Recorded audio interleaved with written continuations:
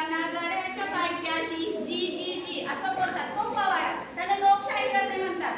हे जे लोकशाहीर आहेत अण्णाभाऊ साठे, हे सांगली जिल्ह्यातील वाटेगाव एक छोटंसं गाव आहे, खेडेगाव, त्या ठिकाणी त्यांचा जन्म झालेला आहे. आणि हे कोण होते? एक समाजसुधारक होते, साहित्यकार होते की ज्याने अनेक साहित्य दिलेले आहे, ज्यामध्ये फकीराहिरीची कादंबरी खूप प्रसिद्ध झालेली आहे.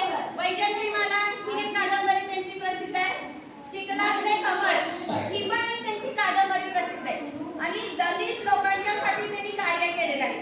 चलो कम्युनिझम म्हणजे आता तुम्ही खूप लहान आहात, ह्या गोष्टी तुमच्या लक्षात येणार नाही.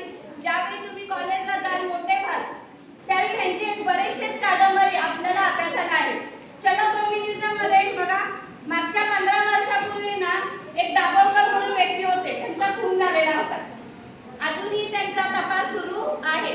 कम्युनिझम म्हणजे जे दलित खालच्या समाजातील लोक आहेत त्यांना मान्यता मिळावी किंवा चांगल्या लोकांमध्ये त्यांचा समावेश व्हावा, यासाठी ते लोक क्रांतिकारक करतात.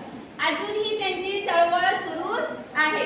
तर असे हे अण्णाभाऊ साठे जे समाज सुधारक आहेत आणि काय क्रांतिकारी आहेत आणि लोकशाहीर म्हणून त्यांना पदवी मिळालेली आहे, ज्यांनी खूप साऱ्या साहित्याचे लिखाण केलेले आहे, पोवाडे लिहिलेले आहे. त्यांची आज काय आहे? जयंती, म्हणजे त्यांचा वाढदिवस. आलं लक्षात?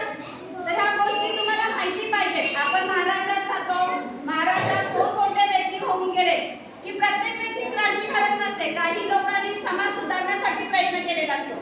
त्यातले हे अण्णाभाऊ साठे. कधी भविष्यात मोठे झालात तर त्यांची फकीरा कादंबरी वाचा.